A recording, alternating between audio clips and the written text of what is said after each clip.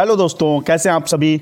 दोस्तों आज के इस वीडियो में मैं आपको मैथ्स के वो मोस्ट इंपॉर्टेंट क्वेश्चंस कुछ कराने वाला हूं जो आपके हर एग्जाम के अंदर पूछे जाते हैं। स्पेशली आपका शिक्षक भर्ती में चाहे आपका रीट का एग्जाम हो, इसमें खूब ज़्यादा ये क्वेश्चन आते हैं। चाहे आपका यूपी टेट हो या एच टेट हो, इनमें ये क्वेश्चन आपके पूछे जाते हैं। तो शुरू करेंगे आज की ये क्लास और एक एक क्वेश्चन को अच्छे से तैयार कर लेंगे। पहला क्वेश्चन आपके सामने है, आंसर दीजिएगा। क्वेश्चन है, निम्नलिखित कथनों में से कौन सा कथन सही है। बताइए कौन सा स्टेटमेंट, कौन सा ऑप्शन सही है। एक कहता है एक अभाज्य संख्या यानी 1 एक अभाज्य संख्या है यानी प्राइम नंबर है। 1 एक कंपोजिट नंबर है या 1 आपका कंपोजिट और प्राइम दोनों है, या कहता है नाइदर कंपोजिट नॉर प्राइम यानी 1 जो है ना तो अभाज्य है ना ही आपका भाज्य है। इसमें से क्या सही है। तो दोस्तों अगर सबसे छोटी, यहां पर कुछ बेसिक चीजें भी जान लेंगे सही आंसर जानने से पहले। बेसिक चीजें, क्योंकि एग्जाम के लिए अगर आप प्रिपरेशन कर रहे हैं तो आपको बिल्कुल बेसिक तरीके से बिल्कुल आपको सीरियल वाइज चलना होगा।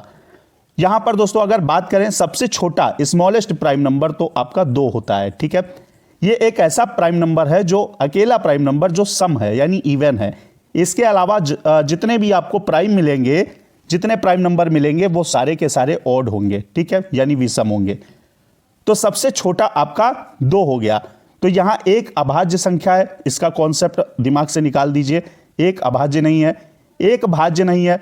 सबसे छोटी भाज्य संख्या जो है वो आपकी 4 होती है, ये आपको दिमाग में रखना है। ठीक है, सबसे छोटी भाज्य संख्या 4 है।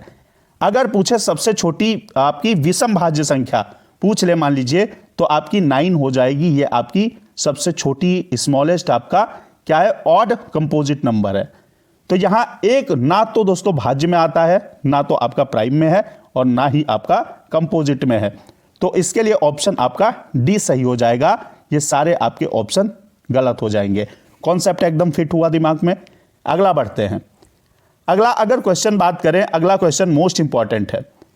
कहता 4 आदमी एक काम को 20 दिन में कर सकते हैं, पूरा करते हैं, और 10 आदमी उसी काम को कितने दिन में करेंगे। बताइए, काम सेम है यानी W1 बराबर है W2 के। काम यहां पर सेम हो गया। 4 आदमी हैं, अगर M1 की बात करें तो यहां पर 4 हो जाएगा। और D1 क्या है, D1 आपका है 20। ठीक है, M2 आपका 10 आदमी, M2 बराबर 10 है। और यहां पर कितने दिन में उसी काम को पूरा करेंगे यानी D2 आपको निकालना है। मैंने कहा आपका काम तो बराबर है, W1 बराबर W2 है। तो यहां एक चीज याद रखिएगा, MD। ठीक है, MD मसाला आपका MDH आता था, याद रखिए। M1 D1, M2 D2। ठीक है, इतना याद हो गया। यहां अपॉन में W कर लीजिए, यहां 1 की साइड 1 रहेगा, 2 की साइड 2। चूंकि यहां पर W1 W2 बराबर है तो ये तो आपका W1 W2 कैंसिल हो जाएंगे, काम बराबर है। M1 की जगह आप रखेंगे क्या, 4 रखिए, और M2 की जगह क्या रखेंगे, यहां D1 रख लेते हैं। D1 की जगह 20 रखेंगे, M2 की जगह आप क्या रखेंगे, 10 रखेंगे, और D2 आपको फाइंड करना है।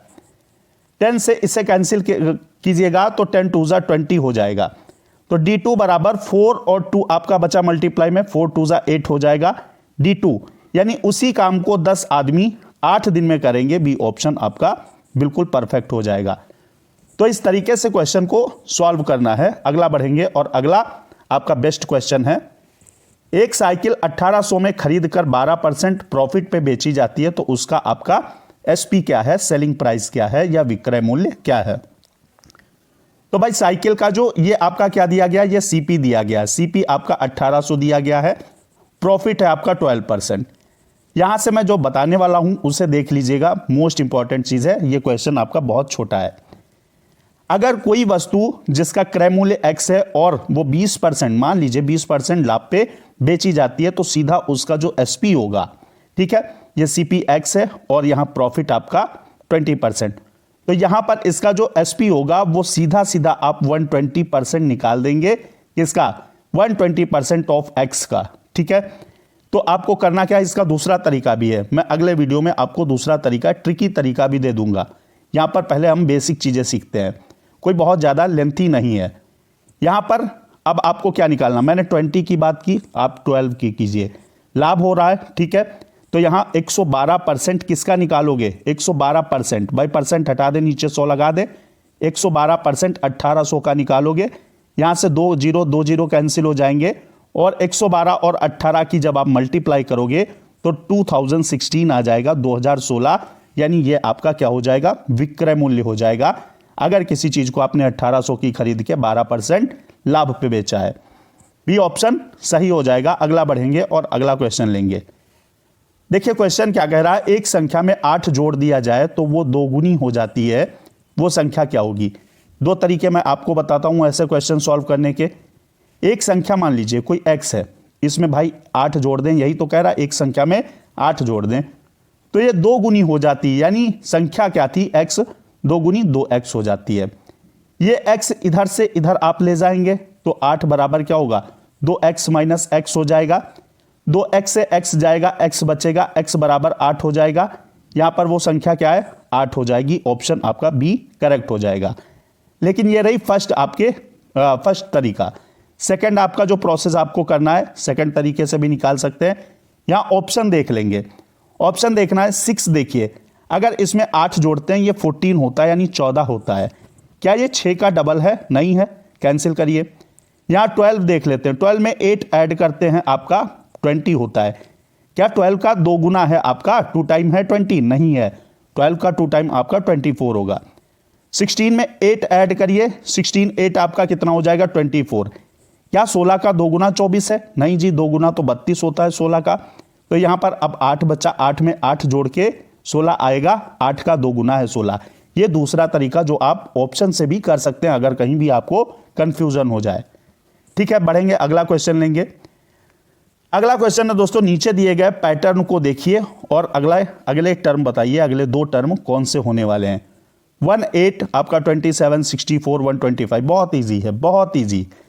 1 का क्यूब 1 होता है, 2 का क्यूब आपका 8 होता है, 3 का क्यूब आपका 64 आपका क्या होता है, 27 होता है।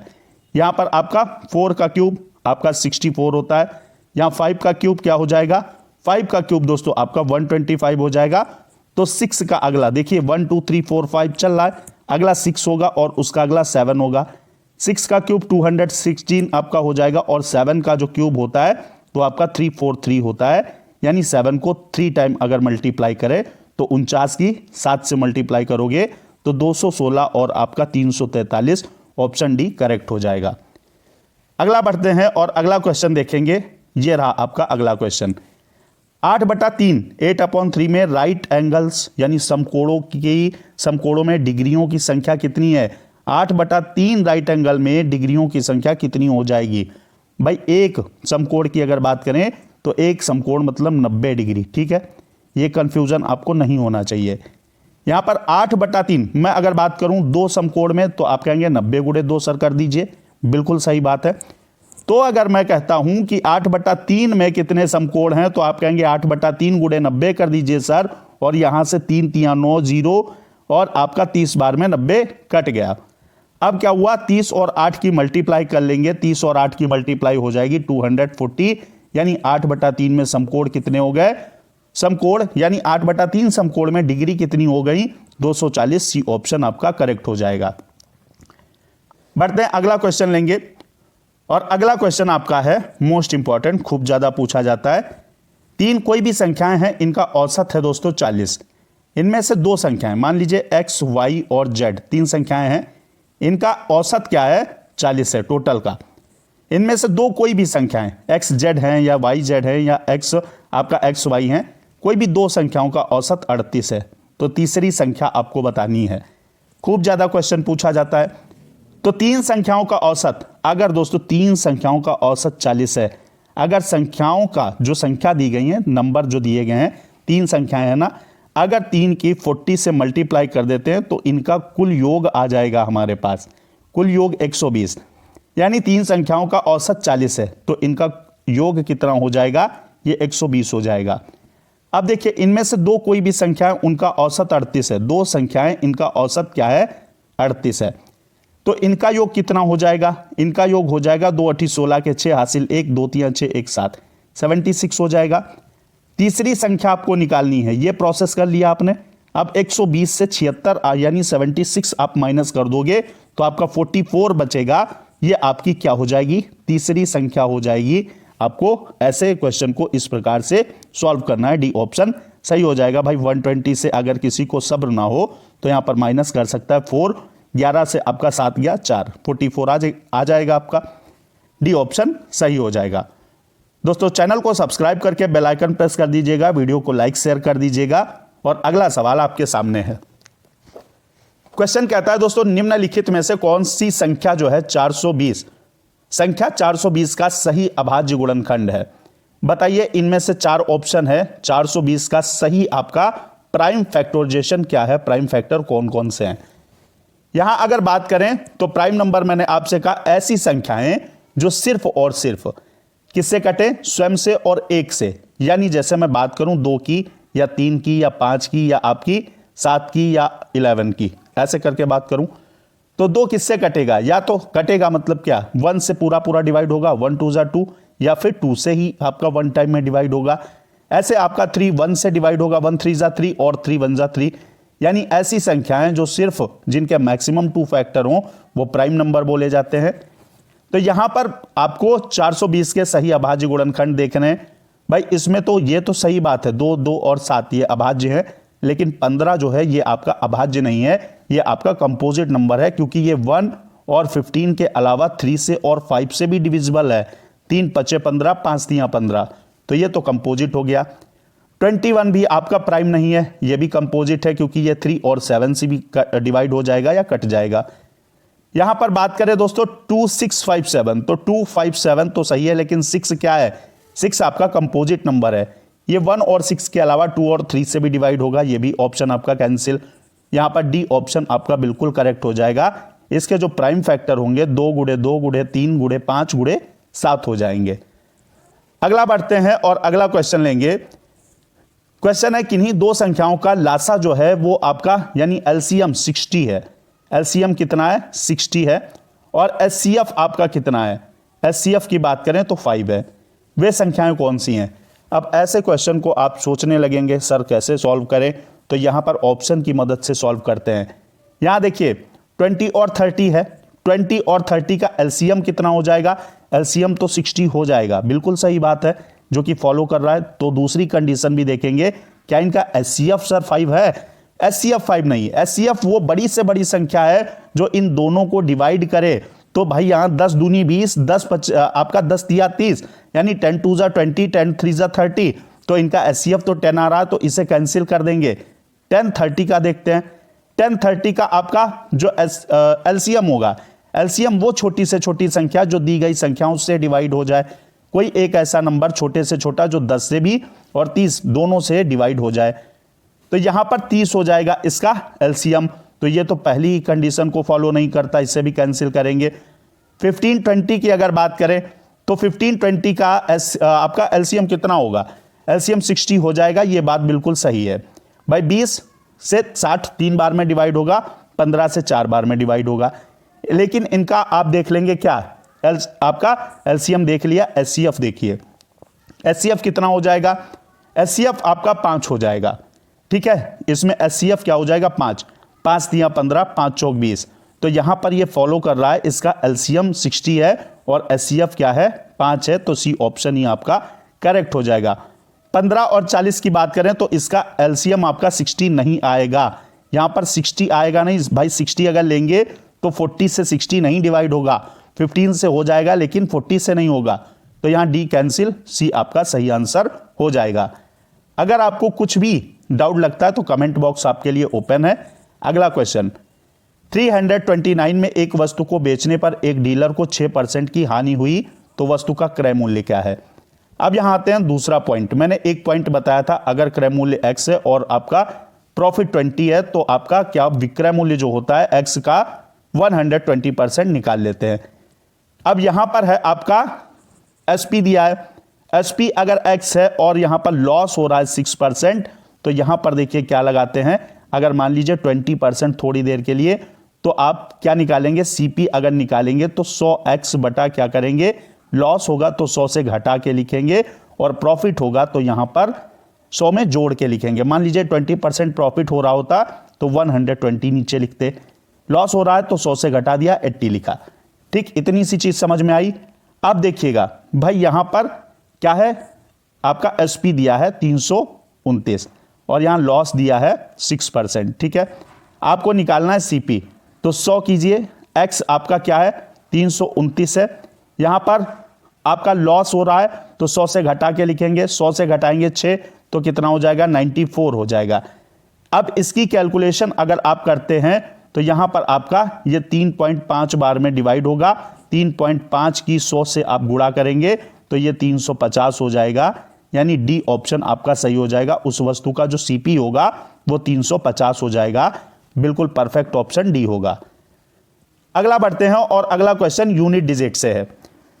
यूनिट डिजिट का क्वेश्चन आपके हर एग्जाम के अंदर ट्रेंड करता है, इसे समझ लेंगे दोस्तों। इसमें पूछ रहा है इसके गुणनफल में यूनिट डिजिट यानी इकाई का अंक क्या होगा, तो थोड़ा सा कॉन्सेप्ट लगाएंगे। देखिए जो भी संख्या आपको दी गई है उसका अगर यूनिट डिजिट 0 है, 1 है, 5 है या 6 है, तो आपकी पावर कितनी भी हो, जैसे मैं बात करूं 351 की पावर मान लीजिए 2025, इसका यूनिट डिजिट बताइए सर, तो इसका 1 होगा, आंख बंद करके लगा देंगे। या अगर यहां पर 0 होता तो 0 यूनिट डिजिट होता, अगर 5 होता तो 5 यूनिट डिजिट होता, 6 होता तो 6 यहां पर यूनिट डिजिट होता। पावर मैटर नहीं करती, मायने नहीं रखती है। तो यहां दोस्तों क्या है, अगर किसी संख्या का बेस पर आपका जो संख्या दी गई उसका यूनिट डिजिट 0, 1, 5, 6 में से कुछ भी है तो संख्या का इकाई का अंक नहीं चेंज होता है। और दूसरा आपका जो रूल है जो इसमें लगने वाला है, अगर 4 है किसी भी संख्या का आपका यूनिट डिजिट, जैसे इसमें दिया है 344, इसका यूनिट डिजिट 4 है, इसकी पावर अगर इवन है, ठीक है, ईवी लिखा है मैंने, इवन है, तो यहां पर यूनिट डिजिट हमेशा 6 आएगा। भाई 4 की 2 बार गुणा कीजिए, 4 चौक 16, देखिए 6 आ रहा नहीं आ रहा, 4 चौक 16, 6 आया। अगर पावर ऑड है, भाई ओ डबल डी लिख दूं, यहां पावर ऑड है तो क्या हो जाएगा, तो यहां पे आपका यूनिट डिजिट 4 हो जाएगा। Concept clear. पावर इवन तो 6, पावर ऑड तो 4, तो यहां पावर ऑड है तो यहां पर इसका यूनिट डिजिट क्या होगा, गुणा करने की कोई जरूरत नहीं, ना तो आप इतनी लंबी गुणा कर पाएंगे ना मैं कर पाऊंगा। यहां पर क्या है, इसका यूनिट डिजिट 4 आ गया, मैंने आपको बता दिया पावर ऑड है। अच्छा 9 में क्या होता है, पावर इवन, अगर पावर इवन तो क्या हो जाएगा, यूनिट डिजिट 1 हो जाएगा। अगर पावर ऑड तो यूनिट डिजिट क्या हो जाएगा, यहां 9 हो जाएगा। ठीक है, अगर पावर ऑड जैसे 9 की बात करें, 9 की पावर 3 तो आपका क्या हो जाएगा, 81 9 कितना होता है, 729 होता है, तो यहां पावर क्या हो गई 9 आई। तो ऑड तो 9, इवन तो 1, यहां पर पावर इवन है ना, पावर इवन बेस पर 9 है आपका यूनिट डिजिट, तो क्या हो जाएगा, पावर इवन तो 1 हो जाएगा, 4 एकम 4, यानी आपका यूनिट डिजिट इसके गुणनफल में 4 हो जाएगा। सी ऑप्शन बिल्कुल परफेक्ट हो जाएगा। अगला बढ़ते हैं और अगला क्वेश्चन है, कोई राशि 10% वार्षिक ब्याज की दर से कितने समय में, यहां पर टी निकालना है, 3 गुनी हो जाएगी। बताइए कितना आसान सवाल है, कैसे करेंगे। कोई राशि आपको रेट दी है और टाइम दिया है। अब बताइए कोई राशि, मान लीजिए आपकी जो प्रिंसिपल है राशि है वो पी है, कितने समय में 3 गुनी हो जाएगी, 3 गुनी हो गई भाई 3p, पी थी 3p हो गई, बिल्कुल सही है। यहां से आपका ब्याज कितना बना, ब्याज बना दोस्तों p से 3p तो तब हुई जब 2p p पर ब्याज लगेगा, p पर 2p ब्याज लगा तभी तो 3p टोटल राशि हुई। तो यहां पर सिंपल इंटरेस्ट आपका 2p है, SI बराबर p r क्या है आपका 10 है, और t आपको क्या करना है, निकालना है, इनटू आप क्या करेंगे आप 100 कर देंगे। ठीक है, यहां से अगर बात करें p आपका कैंसिल हो जाएगा, 10 से 10 बार में 100 कैंसिल हो जाएगा, 10 की यहां ले जाकर आप मल्टीप्लाई करेंगे तो 10 दूनी 20 हो जाएगा, t बराबर 20 आपका हो जाएगा। यहां क्या आपका ऑप्शन सही हो जाएगा, डी ऑप्शन बिल्कुल सही हो जाएगा। 20 वर्ष में वो राशि 3 गुनी हो जाएगी। ठीक है, यहां से 10 बार में 100 कैंसिल होता है, कई बार क्या होता है कि बोलने में वो हो जाता है। चलिए अगला देखते हैं। क्वेश्चन है दोस्तों, एक 22 सेंटीमीटर 4 सेंटीमीटर का आयताकार कागज है। मान लीजिए रेक्टेंगुलर आपका पेपर है जिसकी लंबाई है 22 और आपका चौड़ाई है 4। इसको मोड़कर एक 4 सेंटीमीटर ऊंचाई का बेलन बनाया जाता है। इस कोने को, इस छोर को इसके पास ले आओ और ये एक ऐसा आपका सिलेंडर टाइप का बन जाएगा। 4 सेंटीमीटर ऊंचाई क्या है भाई, 4 सेंटीमीटर, और आप बताइए ये जो 22 होगा, ये 22 अगर मोड़ेंगे तो ये सरकमफ्रेंस बन जाएगी और सरकमफ्रेंस होती है 2 पाई आर दोस्तों, 2 पाई आर होती है। 2 पाई आर आपका 22 दिया गया है। यहाँ पर देखिए 22 आपका क्या है, इसकी लंबाई थी पेपर की, मोड़ेंगे तो ये सरकमफ्रेंस हो जाएगी। बिल्कुल सही बात है। अब यहाँ पर इस बेलन का वक्र पृष्ठ का क्षेत्रफल 2 पाई आर एच होता है मेरे दोस्तों। तो 2 पाई आर आपको 22 दिया गया है, एच है आपका 4। अब बताइए 22 चौक 88 अगर कर दूं तो क्या गलत हो जाएगा? बिल्कुल नहीं सर, यहाँ पर 88 वर्ग सेंटीमीटर आपका करेक्ट आंसर हो जाएगा। अगला बढ़ेंगे और अगला क्वेश्चन देखिए। क्वेश्चन है 1 से 30 के बीच कितनी प्राइम नंबर हैं, कितने आपकी अभाज्य संख्याएं आती हैं, ये आपको बताना है। तो दोस्तों याद रखिएगा 1 से 50 के बीच अगर बात करें अभाज्य संख्याओं की, मैं अभाज्य संख्याएं बता चुका हूं कौन सी होती हैं। तो 1 से 50 तक की अभाज्य संख्याएं आपकी 15 होती हैं और 50 से 100 तक की अभाज्य संख्याएं आपकी कितनी 10 होती हैं। ठीक है, लेकिन आपसे पूछ रहा है और टोटल आपकी 1 से 100 तक अगर बात करें तो 25 होती हैं अभाज्य संख्याएं 1 से 100 के बीच में। लेकिन आपसे 1 से 30 के बीच में बहुत बार पूछा गया, 1 से 30 के बीच में तो ये आपकी 10 होती हैं। याद रखिएगा कौन कौन सी, जैसे आप 2 करेंगे, 3 करेंगे, 5, 7 आपका हो गया, आपका 11 हो गया, 13 हो गया, आपका 17 है, 19 है, यहाँ पर आपका और 23 हो जाएगा और यहाँ पर आपका 29 हो जाएगा। देखेंगे 1 2 3 4 5 6 7 8 9 10 जी, आपका पूरा 10 हो गया। तो ये 1 से 30 के बीच में 10 आपके प्राइम नंबर होते हैं। अगला बढ़ते हैं और अगला क्वेश्चन है, देखिएगा बहुत प्यारा सा क्वेश्चन है। ये आपको दी गई है कोई संख्या, इसके बीच में p लिखा गया है। अब बताइए अगर ये संख्या 9 से डिविजिबल है तो p की वैल्यू क्या होगी? अब क्या करेंगे, 9 की डिविजिबिलिटी आपको याद होनी चाहिए। 9 की डिविजिबिलिटी दोस्तों होती है, नंबर एक बात मैं आपको बता रहा हूं, 9 की डिविजिबिलिटी होती है अगर किसी संख्या के अंकों का सम, यानी मैं बात करूं अगर जैसे कह दूं क्या बेटा 81 9 से डिविजिबल है, तो आप कहेंगे जी सर ये तो बहुत छोटी सी बात है, 9 9 81। लेकिन कॉन्सेप्ट समझिए, 8 + 1 की अगर बात करें तो 819 हो जाएगा। इसका सम ऑफ डिजिट जो होगा, यानी डिजिट का सम 9 है जो कि 9 से डिविजिबल है, इसलिए आपका 81 भी डिविजिबल होगा। ठीक है, तो 7 + 1 + 2 करके देख लेंगे। लेकिन यहां पर आपको समय बचाना है एग्जाम के अंदर, तो कैसे करेंगे? आपका दिया गया 7129 P 465। यहां पर बात करें तो जितने भी 9 बने उन्हें काट देंगे। डिजिटल सम एक चीज होती है, या 9 है 9 काट देंगे। 7 + 2 9, ये भी आपका 9 हो गया, काट दिया। 5 4 9, 9 जहां भी मिलेंगे काट देंगे। यहां पर बचा 1 P और 6। बताइए 6 और 1 7 हो गया, 7 + P। अब बताइए P की जगह कौन सा होना चाहिए, छोटे से छोटा नंबर जो कि आपकी 9 की डिविजिबिलिटी को फॉलो करे। तो यहां अगर दोस्तों अगर हम 2 रख दें ना, 2 रख दें, 7 प्लस आपका इसकी जगह 2, तो ये आपका 9 हो जाएगा। 9 हो जाएगा तो 9 से आपका पूरा डिविजिबिलिटी फॉलो करेगा। तो P की जगह क्या होना चाहिए था, 2 होना चाहिए था दोस्त। तो यहां पर डी ऑप्शन बिल्कुल करेक्ट हो जाएगा। और इसी के साथ आज के इस क्लास में मैंने आपको सुपर फास्ट आपके सुपर मोस्ट इंपॉर्टेंट क्वेश्चंस करा दिए हैं। मिलते हैं नेक्स्ट आपके वीडियो में बेस्ट कंटेंट के साथ जो आपके एग्जाम के लिए यूजफुल होगा। पढ़ते रहिए, मस्त रहिए। जय हिंद, वंदे मातरम।